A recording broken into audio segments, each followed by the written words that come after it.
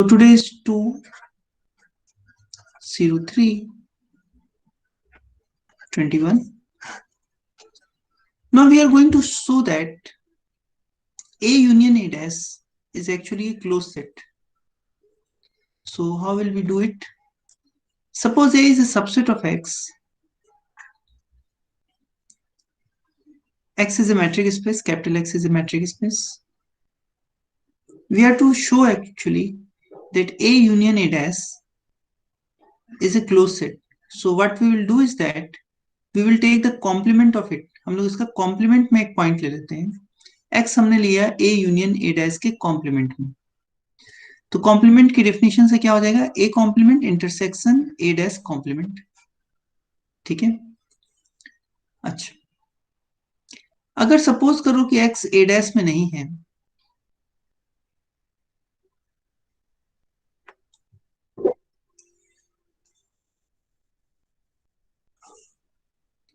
Suppose x is not in A dash, तो क्या होगा? यानी एक्स लिमिट पॉइंट नहीं है.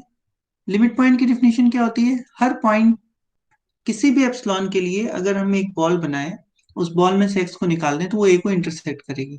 तो अगर लिमिट पॉइंट नहीं है, उसका मतलब कोई एक एप्सिलॉन ऐसा मिलेगा कि इस बॉल का इंटरसेक्शन ए के साथ फाई आएगा. ठीक है, ये क्या हो गया? लिमिट पॉइंट की डेफिनेशन. अच्छा, अगर एक्स को हम ले लें इस सेट में A complement intersection A dash complement में, तो क्या होगा? अगर इस सेट में है, देखो एक्स अगर ए डैश कॉम्प्लीमेंट, एक्स ए डैश में नहीं है, इसका मतलब क्या हुआ? एक्स जो है ए डैश के कॉम्प्लीमेंट में है. X belongs to A dash complement, A dash complement. ठीक है, यही वही है. तो अब ए डैश कॉम्प्लीमेंट के साथ साथ ए के कॉम्प्लीमेंट में भी है, यानी एक्स ए में भी नहीं है. तो इसका मतलब यहां से हम स्टार को छोड़ सकते हैं और B epsilon x intersection A is equal to 5 direct लिख सकते हैं, क्योंकि एक्स ए में है ही नहीं. तो इस बॉल में से अगर हम स्टार ना भी लगाएं तो कोई फर्क नहीं पड़ेगा. इसका मतलब ये हो गया कि अगर x A complement intersection A dash complement में है, तो एक एप्सिलॉन ऐसा मिलेगा सच दैट कि B epsilon x intersection A is equal to 5 आएगा. यानी एक एप्सिलॉन ऐसा मिलेगा such that B epsilon x जो है वो पूरी तरह से ए कॉम्प्लीमेंट के अंदर कंटेंट होगा. ठीक है. तो अभी हम लोग देखे थे कि ए डैश क्या होता है? ए डैश क्लोज्ड होता है. तो इसका मतलब ए डैश का जो कॉम्प्लीमेंट है वो क्या होगा? ओपन सेट होगा. ये जो ए डैश का कॉम्प्लीमेंट है वो ओपन सेट होगा.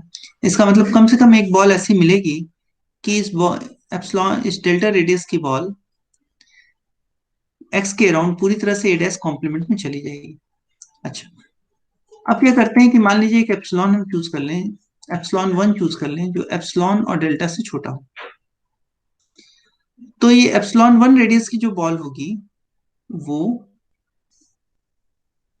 ए डैश कॉम्प्लीमेंट में तो जाएगी ही जाएगी, क्योंकि डेल्टा रेडियस की बॉल से ये छोटी है, तो ये ए डैश कॉम्प्लीमेंट में चली जाएगी. ठीक है. और क्योंकि ये एप्सिलॉन से भी छोटी है और एप्सिलॉन रेडियस की बॉल ए कॉम्प्लीमेंट में जा रही है, तो ये ए कॉम्प्लीमेंट में भी चली जाएगी. यानी ये A complement intersection A dash complement में चली जाएगी. यानी ये बॉल जो है वो ए यूनियन ए डैश के होल कॉम्प्लीमेंट में चली जाएगी. और इसका मतलब ये हो गया, हमने क्या दिखाया कि एक्स अगर हम ले लेंगे ए यूनियन ए डैश के कॉम्प्लीमेंट में, तो एक एप्सिलॉन 1 ऐसा मिलेगा कि उसके अराउंड एक बॉल पूरी तरह से ए यूनियन ए डैश के कॉम्प्लीमेंट में चली जाएगी. इसका मतलब ये हो गया कि एक्स जो है इस सेट का इंटीरियर पॉइंट है, and because x was arbitrary तो सारे पॉइंट इंटीरियर पॉइंट होंगे. इसलिए ए यूनियन ए डैश का कॉम्प्लीमेंट जो है वो एक ओपन सेट होगा.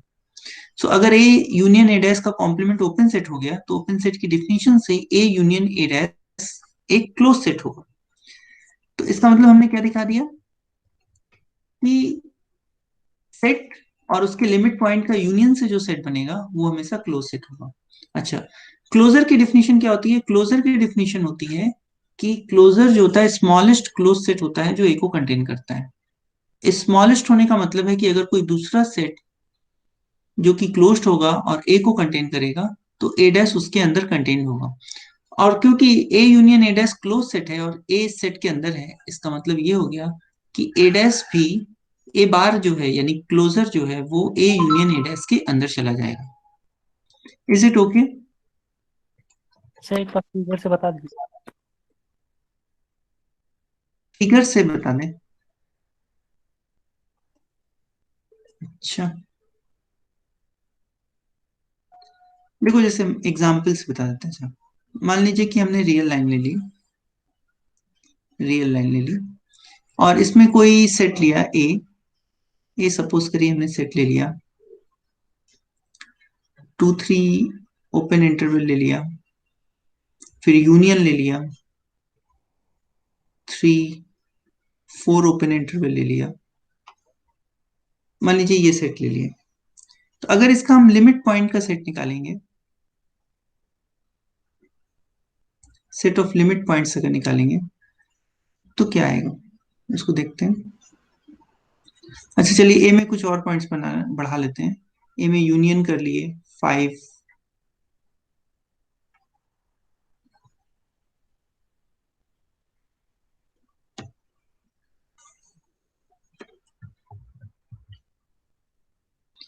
Union 5 6 and so on. सो अगर इस सेट का हम लिमिट पॉइंट का सेट लेंगे A dash, then what will be the A dash? Can you tell me the set of limit points of this set? कौन कौन से पॉइंट इस सेट के लिमिट पॉइंट हैं?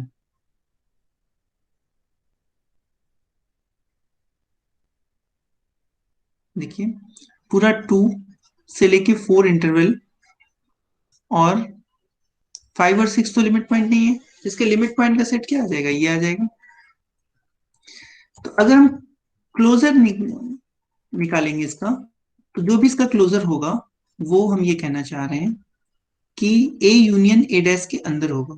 यानी ए का जो क्लोजर होगा वो कंटेन्ड होगा ए यूनियन ए डैश के। तो ए क्या था, ए ये था, और उसमें ए डैश को और मिला देंगे, तो यूनियन में क्या आएगा, 2 4 क्लोज इंटरवल आ जाएगा, और यूनियन 5 एंड 6 आ जाएगा। तो ये एक क्लोजर इस सेट के अंदर कंटेन्ड होगा। ठीक है। तो अभी हम लोग थोड़ी देर में देखेंगे कि एक्चुअली में ए क्लोजर जो होता है एग्जैक्टली इस सेट के बराबर आता है। Is it okay now? Yes. ठीक है, चलिए। तो अब इसका उल्टा ऑब्जर्व करते हैं कि ए यूनियन ए डैश जो है एक्चुअल में ए क्लोजर के अंदर है। अच्छा, मान लो कि ए एक क्लोज सेट है, ए एक क्लोज सेट होता, और एक्स कोई लिमिट पॉइंट होता। ठीक है। मान लो कि एक्स जो है ए के कॉम्प्लीमेंट में, ए में नहीं है, लिमिट पॉइंट है और ए में नहीं है, तो ए के कॉम्प्लीमेंट में होगा। लेकिन क्योंकि ए क्लोज सेट है, इसलिए ए कॉम्प्लीमेंट क्या होगा, ओपन होगा। ए कॉम्प्लीमेंट ओपन होने का मतलब एक्स के अराउंड एक बॉल होगी जो पूरी तरह से ए कॉम्प्लीमेंट में होगी। क्योंकि ये बॉल एक कॉम्प्लीमेंट में है, तो इसलिए इस बॉल का ए के साथ इंटरसेक्शन फाई आएगा। लेकिन क्योंकि ये लिमिट पॉइंट है, लिमिट पॉइंट में ऐसा नहीं होता। लिमिट पॉइंट में कभी भी उस पॉइंट के अराउंड बॉल लेंगे तो वो उस सेट को जरूर इंटरसेक्ट करेगी। तो ये कंट्रडिक्शन आया। इसका मतलब कंट्रडिक्शन क्यों आया? क्योंकि हमने मान लिया कि एक्स ए कॉम्प्लीमेंट में है, सो एक्स जो है वो ए में ही रहेगा। ये कंट्रडिक्शन कैसे ठीक होगा? कंट्रडिक्शन हुआ क्योंकि हमने गलत एजम्पशन किया कि एक्स ए कॉम्प्लीमेंट में है। तो करेक्शन क्या हुआ, एक्स जो है ए में हो। तो इसका मतलब ए अगर क्लोज सेट है और एक्स कोई लिमिट पॉइंट है, तो एक्स जो है ए का पॉइंट होगा। इसका मतलब ए डैश जो है पूरी तरह से ए में कंटेन होगा। ठीक है। क्लोज सेट के केस में ए डैश ए में कंटेन होगा। अच्छा, एक छोटा सा ऑब्जर्वेशन और देखते हैं। सपोज करिए कि एक सेट ए है और एक सेट बी है, और ए बी के अंदर कंटेन है। एक्स जो है ए का लिमिट पॉइंट है, तो ए का लिमिट पॉइंट होने का मतलब ये हो गया कि for all epsilon greater than 0, B epsilon star x intersection A is not equal to 5। इसका मतलब बी एप्सिलॉन, क्योंकि ए के साथ उसका इंटरसेक्शन फाई नहीं है, और बी ए को कंटेन कर रहा है, इसलिए बी के साथ भी इंटरसेक्शन फाई नहीं आएगा। So B epsilon star x intersection B is not equal to 5 for all epsilon greater than 0। इसका मतलब एक्स क्या हो गया, बी का लिमिट पॉइंट हो गया। यानी अगर ए बी में कंटेन्ड है, तो ए का जो लिमिट पॉइंट है वो बी के लिमिट पॉइंट में कंटेन होता है। चलिए, इन सारी बातों को एक साथ हम मिक्स करके देखते हैं क्या हो। एक चीज और देख लेते हैं उससे पहले। ए बी में कंटेन्ड है, और बी एक्स में कंटेन्ड है, और मान लीजिए बी क्लोज्ड है, तो क्या होगा, ए का लिमिट पॉइंट बी के लिमिट पॉइंट में कंटेन होगा, और बी का लिमिट पॉइंट क्योंकि बी क्लोज्ड है तो बी में कंटेन होगा। इसका मतलब ये हो गया कि अगर ए बी में कंटेन्ड है और बी क्लोज्ड है तो ए का लिमिट पॉइंट भी बी के अंदर ही चला जाएगा। ठीक है। अब इसी बी को अगर हम ए क्लोजर के बराबर कर दें, क्योंकि ए क्लोजर क्या हुआ, क्लोज सेट होता है, बी को अगर हम ए क्लोजर ले लें तो क्या हुआ, ए क्लोजर के अंदर कंटेन्ड है, ए क्लोजर क्लोज सेट है, तो ए का लिमिट पॉइंट कहाँ चला गया, ए क्लोजर के अंदर चला गया। लेकिन ए भी ए क्लोजर के अंदर कंटेन्ड होता है, इसका मतलब ये हो गया कि ए यूनियन ए क्लोजर ए के अंदर कंटेन्ड है। लेकिन अभी हमने देखा कि ए क्लोजर जो है वो ए यूनियन ए डैश में कंटेन्ड है, इसलिए हमेशा ए क्लोजर जो है वो ए यूनियन ए डैश के बराबर आएगा। तो ऊपर जो हमने सेट के लिए निकाला था, ए जो सेट लिया था, ए सेट हमने क्या लिया था, ओपन इंटरवल 2 3 यूनियन 3 4 और 5 और 6, ये 2 पॉइंट और ले लिए थे हमने। ये सेट का जो एक्चुअल में क्लोजर आएगा तो ये वही आएगा जो ऊपर हमने निकाला था, ये क्लोजर बराबर आएगा ए यूनियन ए डैश के, और ए यूनियन ए डैश की वैल्यू आती है क्लोज्ड इंटरवल 2 4 एंड यूनियन 5 6। ठीक, तो ये वैल्यू इसके बराबर आती है। ठीक है। सो एक फॉर्मूला हमको मिल गया कि अगर हमको किसी सेट का क्लोजर निकालना है तो हम उसका लिमिट पॉइंट निकाल लें और लिमिट पॉइंट के साथ सेट का यूनियन ले लें, तो हमको उस सेट का क्लोजर मिल जाएगा। ठीक है। So next observation is observation number 12, और इस ऑब्जर्वेशन में हम लोग देखेंगे कि x अगर ए क्लोजर में होता है तो B epsilon x intersection A जो है नॉट इक्वल टू 5 आएगा for all epsilon greater than 0। तो चलिए कैसे करते हैं इसको। मान लीजिए कि x जो है ए क्लोजर का पॉइंट है, तो क्या होगा, x A union A dash में होगा। x union A union A dash की डेफिनेशन क्या होती है, x ए में होगा या x ए डैश में होगा। x ए में है, इसका मतलब x के अराउंड कोई भी बॉल हम बनाएंगे उसका इंटरसेक्शन ए से लेंगे तो फाई नहीं आएगी, नॉन एम्प्टी बनेगी। क्यों, क्योंकि x तो ए में है, ये इस बॉल में x हमेशा रहेगा। अच्छा, x अगर ए डैश में है तो इसका मतलब होता है कि अगर हम बॉल बनाए एप्सिलॉन रेडियस की, उसमें से x निकाल दें तो भी उसका a के साथ इंटरसेक्शन नॉट इक्वल टू 5 आएगा हर एप्सिलॉन के लिए। तो या तो ये होगा या तो ये होगा, यानी दोनों केसेस में हम कम से कम इतना तो बोल सकते हैं कि यहां से तो यही मिला कि B epsilon x intersection A is not equal to 5, और यहां से क्योंकि x हटाने के बाद इंटरसेक्शन फाई नहीं आ रहा है तो x डालने पे भी इंटरसेक्शन फाई नहीं आएगा। इसका मतलब हर केस में अगर x एक क्लोजर में है तो x के अराउंड अगर हम कोई भी बॉल बनाएंगे तो उसका इंटरसेक्शन a के साथ नॉट इक्वल टू फाई आएगा फॉर ऑल एप्सिलॉन। तो ये बात कही जा सकती है।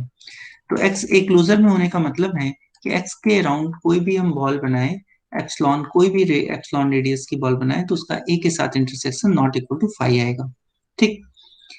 अब चलिए मान लीजिए x हमने x में लिया कि सच दैट कि हम कोई बॉल बनाते हैं उसका इंटरसेक्शन नॉट इक्वल टू 5 आता है हर एप्सिलॉन के लिए। तो अगर ये पॉइंट x में नहीं है तो इस बॉल का भी इंटरसेक्शन नॉट इक्वल टू 5 आएगा for all epsilon greater than 0 के लिए।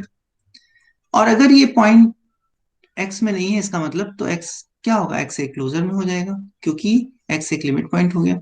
और अगर x a में है तब तो x एक क्लोजर में होगा ही होगा। इसका मतलब ये हो गया कि हमारे पास एक if and only if definition मिल गई कि x अगर एक क्लोजर में है तो क्या होगा, इफ एंड ओनली इफ कि उस पॉइंट के अराउंड अगर हम कोई बॉल बनाएंगे तो उसका इंटरसेक्शन ए के साथ नॉट इक्वल टू 5 आएगा for all epsilon greater than 0। Is it okay till now?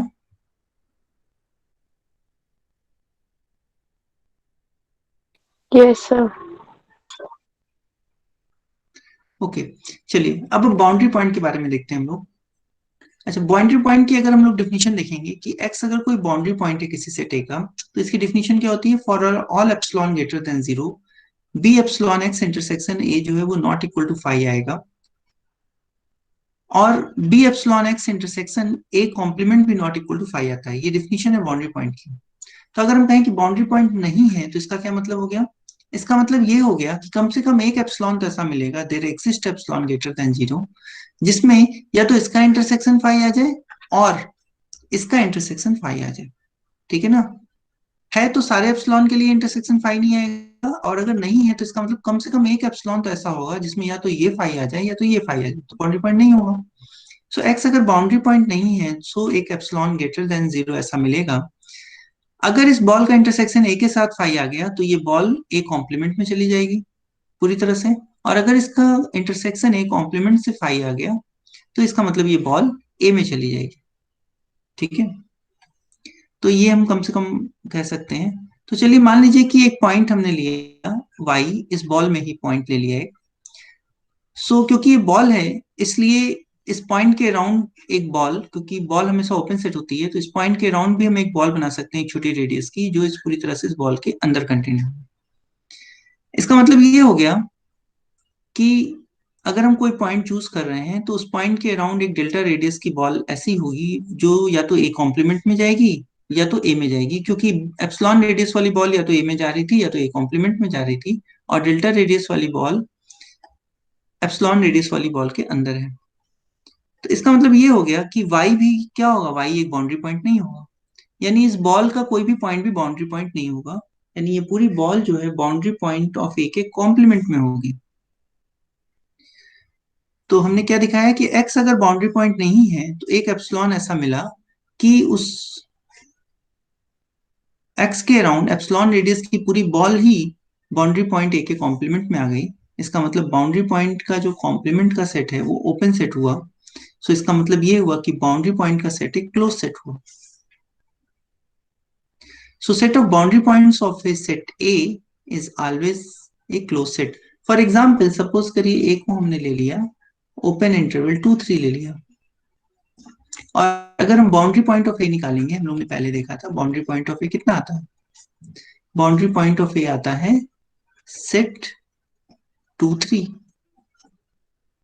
ठीक है, बाउंड्री पॉइंट ऑफ ए क्या आता है, सेट 2 3। और ये सेट क्या होता है, ये क्लोज सेट होता है, this is a close set. तो हमारा आर के ऊपर हम बात कर रहे हैं, और with respect to usual metric की बात हम कर रहे हैं। यूजुअल मैट्रिक का मतलब है D of x y is equal to mod of x minus y. इस मैट्रिक की हम बात कर रहे हैं आर के ऊपर। ठीक है, तो बाउंड्री पॉइंट का सेट क्या हुआ, हमेशा क्लोज सेट आएगा। यही बात को हम लोग थ्योरेटिकली यहाँ पे प्रूव किए। तो कोई भी सेट का बाउंड्री पॉइंट का सेट हम निकालेंगे तो वो क्लोज सेट आएगा। जैसे फॉर एग्जांपल ए को हम ले लीजिए, मान लीजिए R2 के ऊपर ले लीजिए, ए सेट है x Y such that x square plus Y square is less than 1। तो ये ओपन डिस्क हुआ। इसका बाउंड्री पॉइंट क्या होगा, इसका बाउंड्री पॉइंट आएगा circle. So what is B D A, B D A is, ये हम लोग पहले निकाल चुके हैं, बाउंड्री पॉइंट इसका क्या आएगा, सर्किल आएगा, Y X Y such that x square plus Y square is equal to 1। और आप जानते हैं ये सेट क्या होता है, क्लोज सेट होता है, क्लोज सेट होता है। सो बाउंड्री पॉइंट का सेट क्या होगा, हमेशा क्लोज सेट होगा। ठीक है, चलिए एक चीज और देखते हैं। अगर बाउंड्री पॉइंट और इंटीरियर को मिला देंगे तो पूरा पूरा क्लोजर इसके अंदर चला जाएगा। तो कैसे होता है देखते हैं इसको। मान लीजिए एक्स एक क्लोजर, एक्स जो है ए क्लोजर में है। ठीक है, तो हम लोग दिखाएंगे कि ये एक्स, अच्छा चलिए एक्स ए क्लोजर में है, तो इस ए क्लोजर की डिफिनीशन से एक्स के अराउंड एक एप्सिलॉन रेडियस की बॉल लेंगे, ए के साथ इंटरसेक्शन करेंगे तो नॉट इक्वल टू फाइव आएगा for all epsilon greater than zero. ठीक, अगर ये बॉल ए के अंदर चली गई for some epsilon greater than zero, तो एक्स कहाँ चला गया, ए इंटीरियर में चला गया। और अगर ये बॉल ए के अंदर नहीं गई हर एप्सिलॉन के लिए, तो इसका मतलब ये बॉल का एक कॉम्प्लीमेंट के साथ intersection not equal to five आएगा फॉर ऑल एप्सिलॉन। तो इसका मतलब ये बॉल अगर ए में नहीं गई किसी भी एप्सिलॉन के लिए, तो ये बॉल एक्स जो है बाउंड्री पॉइंट चला जाएगा, क्योंकि ए कॉम्प्लीमेंट को हमेशा इंटरसेक्ट करेगी। इसका मतलब अगर हमने एक्स एक क्लोजर में ले लिया तो एक्स या तो ए इंटीरियर में जाएगा या तो एक्स बाउंड्री ऑफ ए में जाएगा। So X A interior union boundary of A में जाएगा। So it simply means that A का जो क्लोजर है वो कंटेन्ड है A interior union boundary of A में। चलिए अब इसका उल्टा देखते हैं। मान लीजिए कि एक्स जो है ए इंटीरियर में है, सो इसका मतलब there exist epsilon greater than zero by definition of interior point such that B epsilon X is contained in A. So इसका मतलब for all epsilon greater than zero B for all delta greater than zero B delta X intersection A is not equal to 5, क्योंकि एक ball तो ए के अंदर ही contain है, इसका मतलब कोई भी रेडियस की बॉल बनाएंगे तो कम से कम ए को जरूर इंटरसेक्ट करेगी। तो एक्स क्या होगा, एक क्लोजर में होगा। सो ए इंटीरियर जो होता है हमेशा एक क्लोजर के अंदर कंटेन होता है। सो ये हम कह सकते हैं। अच्छा, अब देखो अगर एक्स बाउंड्री पॉइंट है तो for all epsilon B epsilon x intersection A is not equal to 5, लेकिन अगर कोई एक्स इस डेफिनेशन को सेटिस्फाई करता है तो एक्स कहाँ होगा, एक क्लोजर में होगा। इसका मतलब बाउंड्री पॉइंट ऑफ ए भी एक क्लोजर में होता है। So A interior union boundary point of A closure में चला जाएगा। इसका मतलब ये है कि हमने दोनों वे से दिखा दिया। ए क्लोजर जो है A interior union boundary point of A में चला जाएगा। फॉर एग्जाम्पल सपोज करिए हम ए को ले लेते हैं, ए को कुछ ले लेते हैं हम लोग, सपोज करिए क्लोज 2 3 ओपन ले लिया, ये हमने सेट ले लिया। तो हमको पता है कि ए का इंटीरियर क्या आएगा, ए का इंटीरियर आएगा 2 3 आएगा, ठीक है। और हम लोग बाउंड्री ऑफ ए भी निकालें, बाउंड्री ऑफ ए जो आता है वो सेट 2 3 आता है, सेट 2 3 आएगा। ए इंटीरियर हो गया, ए बाउंड्री, और ए का क्लोजर भी हम लोग निकालने हैं। ए का क्लोजर आता है close interval 2 3। So you can verify that A closure is equal to A interior union boundary point of A. देखिए दोनों को मिला के ए क्लोजर आ जाएगा। ये ओपन इंटरवल 2 3 और 2 3 2 पॉइंट और डाल देंगे तो क्लोज इंटरवल 2 3 आ जाएगा। अच्छा, एक चीज और है कि इंटीरियर पॉइंट और बाउंड्री पॉइंट में कुछ कॉमन नहीं होगा, क्योंकि इंटीरियर पॉइंट में जो भी बॉल होगी पूरी तरह से ए के अंडर कंटेन हो जाएगी, और बाउंड्री पॉइंट में कोई भी बॉल बनाते हैं तो ए और ए कॉम्प्लीमेंट दोनों को इंटरसेक्ट करती है। So there will not be anything common in between boundary point interior point. तो इसका मतलब अगर इंटीरियर पॉइंट निकालना है तो ए के क्लोजर में से बाउंड्री पॉइंट हटा दो तो इंटीरियर पॉइंट मिल जाएगा, और अगर बाउंड्री पॉइंट निकालना है तो ए के क्लोजर में से इंटीरियर पॉइंट हटा दो तो बाउंड्री पॉइंट मिल जाएगा। सो इट डिपेंड्स कि क्या चीज पता है हमको और क्या चीज निकालना है। चलिए छोटा सा ऑब्जर्वेशन और है। मान लीजिए ए जो है एक ओपन सेट है। So suppose A is an open set and x इस ओपन सेट का कोई पॉइंट है का। एक्स एन एक सीक्वेंस है मैट्रिक स्पेस में सच दैट कि ये सीक्वेंस एक्स की तरफ जा रहा है, ठीक है। तो हमारे पास ये एक्स मैट्रिक स्पेस है, इसके अंदर ए एक सबसेट है, और इस सबसेट के अंदर एक पॉइंट हमने एक्स लिया, और एक सीक्वेंस है इस मैट्रिक स्पेस में जो कि इस ए की तरफ इस एक्स की तरफ जा रहा है, ठीक है। ये सीक्वेंस इस एक्स पे कन्वर्ज कर रहा है। तो सीक्वेंस है x1 x2, इस तरह से सीक्वेंस है जो कि x पे कन्वर्ज कर रहा है। चलिए तो क्या होगा, since A is open so एक बॉल मिलेगी। ये जो ए है वो ओपन है तो, और पॉइंट x ए के अंदर है, तो x के अराउंड एक बॉल जरूर होगी जो पूरी तरह से ए के अंदर कंटेन होगी। तो B epsilon X is contained in A. अच्छा, ये सीक्वेंस भी x की तरफ कन्वर्ज कर रहा है, यानी एक एन ऐसा जरूर मिलेगा कि सीक्वेंस की कन्वर्जेंस की डेफिनेशन से कि पूरा पूरा सीक्वेंस एक स्टेज बाद एन पॉइंट के बाद इस बॉल के अंदर चला जाएगा, बी एप्सिलॉन एक्स के अंदर चला जाएगा। क्लियर है यहाँ पे ये बात? Are you all with me? Yes, sir. Okay, इसका मतलब ये हो गया कि अगर हम कोई सीक्वेंस ऐसा लेते हैं जो कि ए से बाहर है और ए ओपन सेट है और ए के किसी पॉइंट पे कन्वर्ज कर रहा है, तो एक स्टेज बाद वो पूरा पूरा सीक्वेंस ए के अंदर चला जाएगा। ये पूरा सीक्वेंस देखिए, ये पूरा sequence n term nth term capital N term के बाद ये ए के अंदर चला गया। तो इसका मतलब कि पूरा सीक्वेंस ए के अंदर चला जाएगा। तो ये ओपन सेट होने पे ऐसा होता है। चलिए अब देखते हैं, मान लीजिए क्लोज सेट है तो क्या होगा। सपोज करिए एक क्लोज सेट है और एक सीक्वेंस ए में है और ये सीक्वेंस किसी पॉइंट एक्स पे कन्वर्ज कर रहा है। सो किसी पॉइंट x पे कन्वर्ज कर रहा है तो कन्वर्जेंस की डेफिनेशन से given epsilon greater than 0 there exist n in n such that ये जो सीक्वेंस के n के बाद के सारे टर्म है वो इस बॉल के अंदर जाएंगे by the definition of convergence. तो x के अराउंड एक बॉल बनाएंगे तो सीक्वेंस के पॉइंट उसमें जाएंगे, लेकिन सीक्वेंस के पॉइंट क्या है, सेट a के पॉइंट्स हैं, तो इसका मतलब a और इस बॉल का इंटरसेक्शन नॉट इक्वल टू 5 आएगा। लेकिन हम लोग अभी देखें कि अगर कोई पॉइंट x ऐसा है कि उसके अबाउट कोई भी एप्सिलॉन रेडियस की बॉल बनाए और ए के साथ इंटरसेक्ट कर रहा है तो वो पॉइंट कहाँ होगा, ए क्लोजर में होगा। लेकिन क्योंकि ए क्लोज सेट है इसलिए क्लोजर ए के बराबर होगा। इसका मतलब ये हो गया कि वो सीक्वेंस जहां कन्वर्ज करेगा वो पॉइंट ए का ही पॉइंट होगा। तो चलिए इस बात को देखते हैं क्या हुआ कंक्लूजन। अगर एक्सन एक सीक्वेंस है और वो एक्स पे कन्वर्ज कर रहा है और वो सीक्वेंस ए के अंदर है और एक क्लोज सेट है, तो वो जहां कन्वर्ज कर रहा है वो पॉइंट भी एक्स जो है वो ए के अंदर ही आएगा।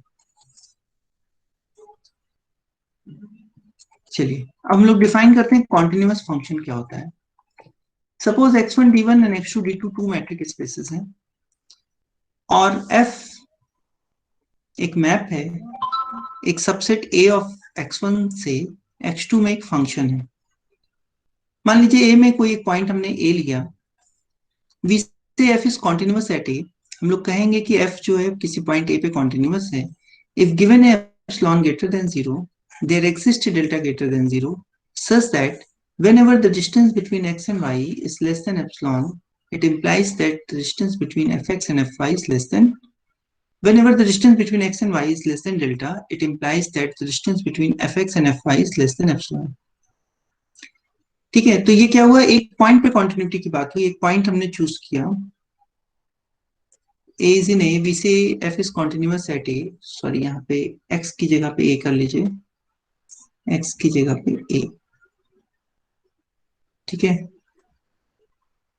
तो क्या हो गया, f इज कॉन्टिन्यूअस, अगर हर पॉइंट पे होगा तो हम बोलेंगे पूरा f जो है वो पूरे पूरे सेट A पे कॉन्टिन्यूअस है।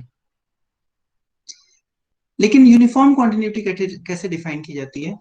सपोज करिए f जो है वो सेट A से जो कि सबसेट x1 है उससे x2 में एक मैप है, तो हम f को यूनिफॉर्मली कॉन्टिन्यूअस कहेंगे on A if given any epsilon greater than 0 there exists delta greater than 0 such that the distance between x and y is less than epsilon implies the distance between fx and fy is less, sorry, distance between x and y is less than delta implies the distance between fx and fy is less than epsilon। दोनों definition में अंतर देखिए, दोनों definition में अंतर इतना है कि वहां पे हर पॉइंट के लिए हमने एक एप्सिलॉन और डेल्टा चूज किया था, तो ये जो डेल्टा था वो पॉइंट पे भी डिपेंड कर सकता है, पॉइंट बदलेंगे तो डेल्टा बदल सकता है, ठीक है। So given epsilon and given epsilon there exists delta which depends upon the point and the epsilon also।